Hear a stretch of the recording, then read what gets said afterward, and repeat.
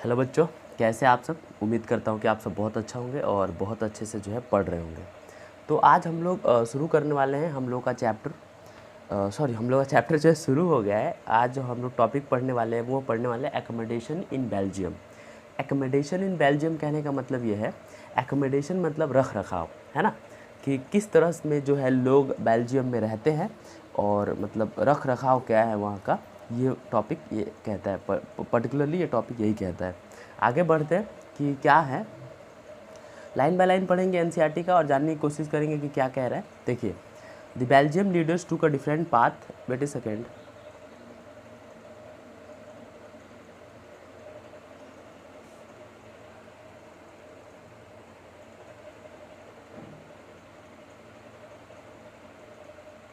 हाँ, the Belgian leaders took a different path. They recognized the existence of regional difference and culture diversities.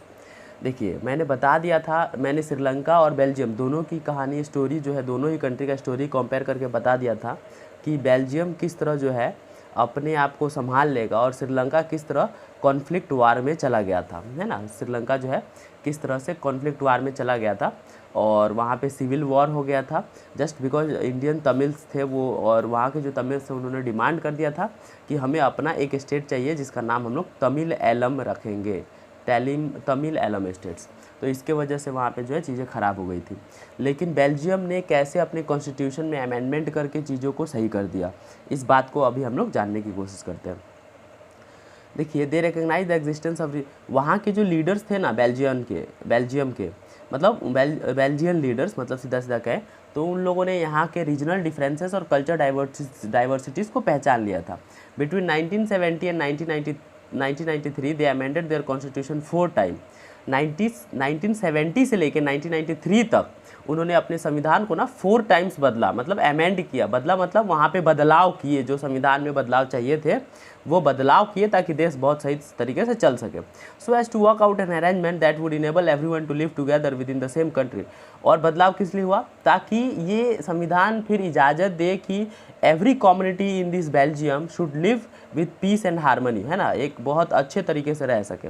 The arrangement they work out is different from any other country. जो arrangement उन्होंने किया था वो बाकी कंट्रियों से बिल्कुल अलग था। क्या किया था, एंड इज़ वेरी इनोवेटिव, और बहुत इनोवेटिव था। इनोवेटिव समझ रहे हो ना, कुछ नया।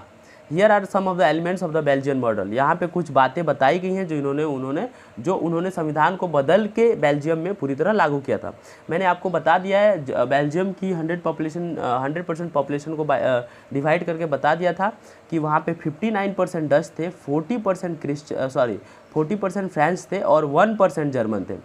अगर पूरे बेल्जियम में बात करें तो 59% डच थे और इतने हमारे पास फ्रेंच थे। लेकिन अगर कैपिटल सिटी ब्रुसेल्स में बात करें तो ब्रुसेल्स में सिर्फ अगर कोई बहुत ज़्यादा थे तो वो क्या थे, 80% फ्रेंच थे और हमारे पास जो डच थे वो 20% थे, है ना। और देखिए फिर क्या होता है, Constitution prescribed that the number of Dutch and French speaking ministers shall be equal in the central government. अब कॉन्स्टिट्यूशन में उन्होंने बदलाव किया और ये कॉन्स्टिट्यूशन ये कहता है कि जो डच स्पीकिंग और फ्रेंच स्पीकिंग लोग हैं, है ना, जो मतलब डच स्पीकिंग और फ्रेंच स्पीकिंग मिनिस्टर्स जो होंगे वो बराबर होंगे सेंट्रल गवर्नमेंट में, है ना। ना ही फ्रेंच के ज़्यादा होंगे और ना ही डच के ज़्यादा होंगे, बावजूद डच का क्या है, पॉपुलेशन ज़्यादा है। फिर देखो कैसे मतलब ये बातों को संभाला जाएगा। अभी तो आप लोग आराम करिए, क्योंकि अभी मैं बताऊंगा कि डच का पॉपुलेशन तो 59% है, फिर भी इक्वल मिनिस्टर क्यों, वैसे तो डच के ज़्यादा रहने चाहिए, है ना। तो अभी आपको पता चल जाएगा। Some special laws require the support of majority of members from each linguistic group. कह रहे हैं कि एक अच्छा सपोर्ट चाहिए, कुछ सपोर्ट चाहिए हर लैंग्विस्टिक ग्रुप से, मतलब हर कम्युनिटी ग्रुप या जो भी भाषा बोली जाती है वहाँ से एक स्पेशल आदमी उठ के आए और अपने लैंग्वेज को या अपनी कम्युनिटी को संभाले। Thus no single community can make decision unilaterally. और इस तरह कोई भी कम्युनिटी जो है, इस तरह कोई भी कम्युनिटी जो है मतलब कोई भी डिसीजन किसी अलग दूसरे कम्युनिटी के ऊपर थोप नहीं सकती है, ये बात कह रहे हैं। Many powers of the central government have been given to state government of the 2 regions of the country. ऐसे बहुत सारे पावर्स जो थे संविधान को बदल के, कॉन्स्टिट्यूशन को अमेंड करके, many of the powers were given to the central and those powers were related to the central shifted that power to the state and said that there will be no interference of the central government when the laws will be made by the state government, है ना। कि केंद्र सरकार बिल्कुल हस्तक्षेप नहीं करेगी अगर राज्य सरकार कोई कानून बना देती है अपने पब्लिक के बेनिफिट के लिए। The state government are not subordinate to the central government, और जो स्टेट गवर्नमेंट होगा वो सेंट्रल गवर्नमेंट की जवाबदेही बिल्कुल नहीं होगी, मतलब किसी भी काम को हमें उत्तर नहीं देना होगा। Brussels have a separate government, अब देखो ब्रुसेल्स वहाँ का कैपिटल सिटी था, तो Brussels have a separate government in which both the communities have equal representation. अब वहाँ पे भी मतलब इक्वल रिप्रेजेंटेशन हुआ। अब देखो मैं बताता हूँ, अब एक बात बताओ, जब 59% डच थे पूरे बेल्जियम में और 40% फ्रेंच थे, तो सेंट्रल गवर्नमेंट में क्या था, इक्वल मिनिस्टर्स थे। लेकिन यहाँ पे कैपिटल सिटी में अगर बात करें तो 80% यहाँ पे क्या है, डच है, फ्रेंच है, और 20% भी ही डच है। तो यहाँ पे तो अगर उस तरह से बात किया जाए तो यहाँ पे तो अब कैपिटल सिटी में अगर गवर्नमेंट बननी चाहिए थी तो यहाँ पे तो जो मिनिस्टर्स होने चाहिए थे ब्रुसेल्स में या MP MLA होने चाहिए, तो वो तो डच से ज़्यादा होने चाहिए। तो डच ने क्या किया, सेंट्रल में कॉम्प्रोमाइज़ किया, और फ्रेंच ने कहाँ कॉम्प्रोमाइज़ किया, फ्रेंच ने कैपिटल सिटी में कॉम्प्रोमाइज़ किया।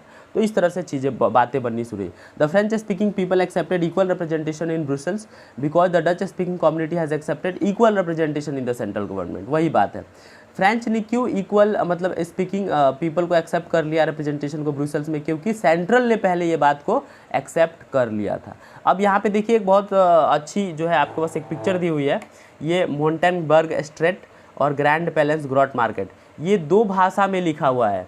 ये एक ही जगह पे दो भाषा में दो नाम लिखे गए हैं, और नाम एक ही है लेकिन दो लैंग्वेज में लिखे गए हैं। ये फोटोग्राफ एक बेल्जियम मार्केट का है जो बताता है कि वहाँ पे दोनों भाषा को इक्वली इम्पोर्टेंस दिया गया है ना, इस बात का जो है डिपिक्ट। तो आगे मूव करते हैं, फोटोग्राफ के बारे में मैंने आपको बता दिया। आगे मूव करते हैं अपार्ट। अब देखिए और क्या बदलाव किए, apart from the central and the state government there is a third kind of government, this is community government elected by the people belonging to one language community. कह रहे हैं देखिए अब सेंट्रल गवर्नमेंट और स्टेट गवर्नमेंट के बावजूद भी एक ऐसा गवर्नमेंट है जो कम्युनिटी गवर्नमेंट है, और उसको कौन चुनती है, वहाँ के लैंग्वेज बेसिस कम्युनिटी जो है, जैसे फ्रेंच स्पीकिंग पीपल है, डच स्पीकिंग पीपल है, वो चुनेगी और अपने अपने आदमियों को वहाँ सरकार में बैठाएगी, है ना। डच स्पीकिंग, फ्रेंच स्पीकिंग और German speaking, no matter where they live, फर्क नहीं पड़ता वो कहाँ रह रहे हैं। This government has the power regarding cultural, educational and language related issues. अब देखिए इस गवर्नमेंट के पास भी पावर है, और क्या है, कल्चर से रिलेटेड अगर कोई डिसीजन लेना है, एजुकेशन से रिलेटेड अगर कोई डिसीजन लेना है, और लैंग्वेज से रिलेटेड अगर कोई डिसीजन लेना है, तो ये कम्युनिटी गवर्नमेंट देखेगी। अब कम्युनिटी गवर्नमेंट देखो अच्छा क्यों है, क्योंकि इन्हीं के आदमी होंगे, और वो भी एक फ्रेंच होगा जो फ्रेंच के बारे में डिसीजन लेगा, तो उसका डिसीजन कभी भी गलत नहीं हो सकता है। And that is why the formation of community government took place, and this is very good thing. Let's come to the next paragraph.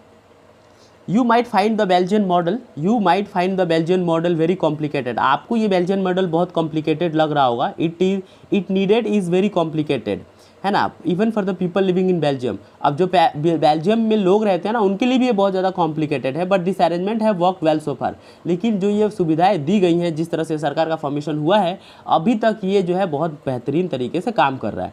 They help to avoid civic strife between the two major communities and a possible division of the country on linguistic lines. उन्होंने ऐसे ही करके दो मतलब बहुत बड़े civil war को, मतलब civil strife, मतलब दो कम्युनिटी के बीच में बहुत बड़े झगड़े को जो है ख़त्म कर दिया, है ना, जो कि लैंग्वेज के बेसिस पे होने वाला था। Where many countries of Europe came together to form the European unions, Brussels was chosen as its headquarter.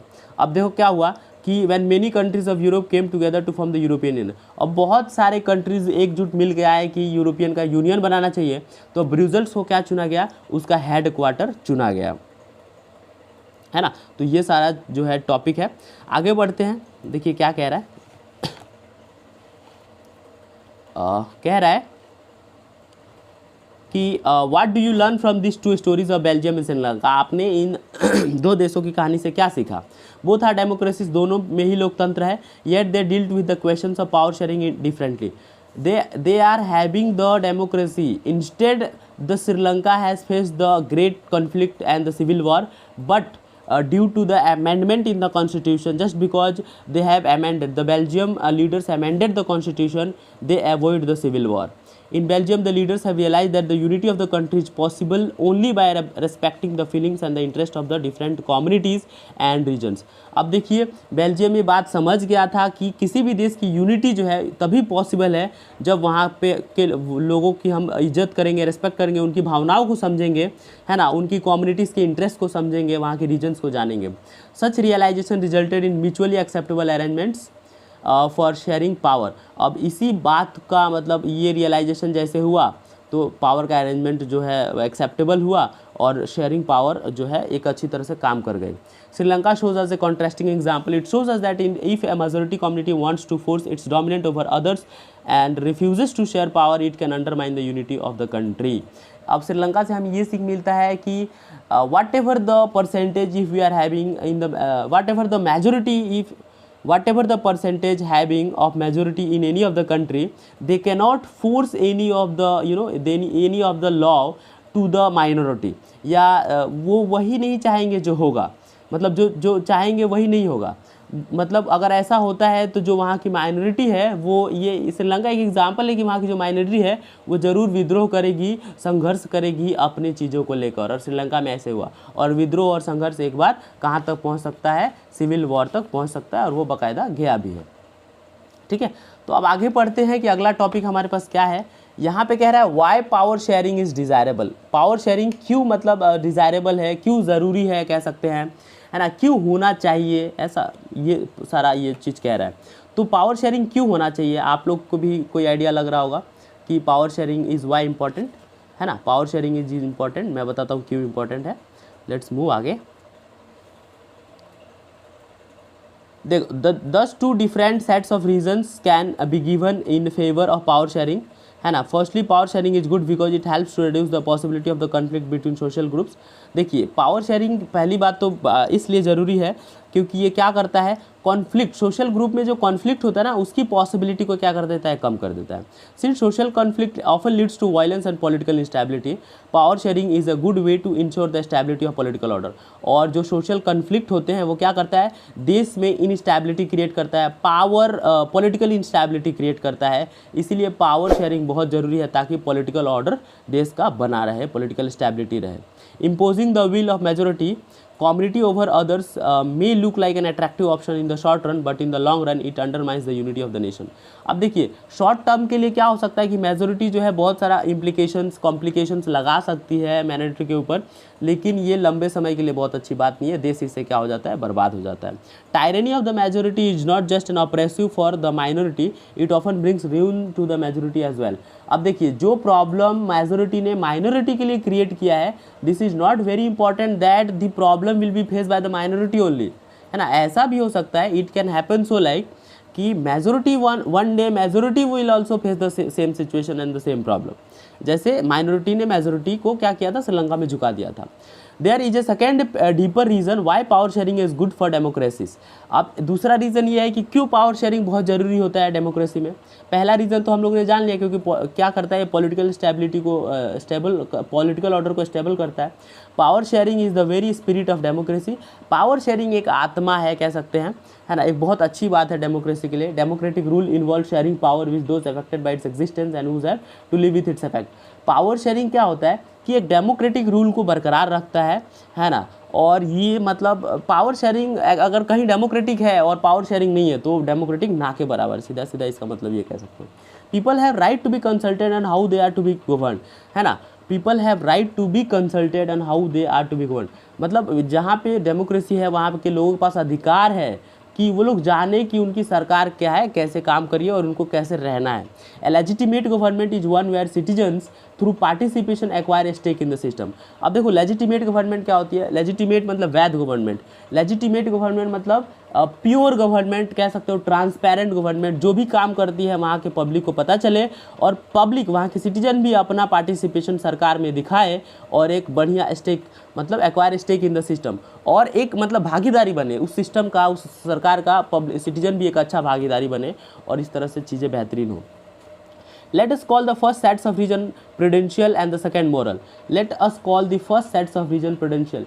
अब एक रीज़न की बात करें तो प्रूडेंशियल और सेकेंड मोरल क्या होता है, प्रूडेंशियल और मोरल में क्या फ़र्क है. While prudential reasons stress that power sharing will all bring out better outcomes. Moral reasons emphasize the very act of power sharing is as valuable.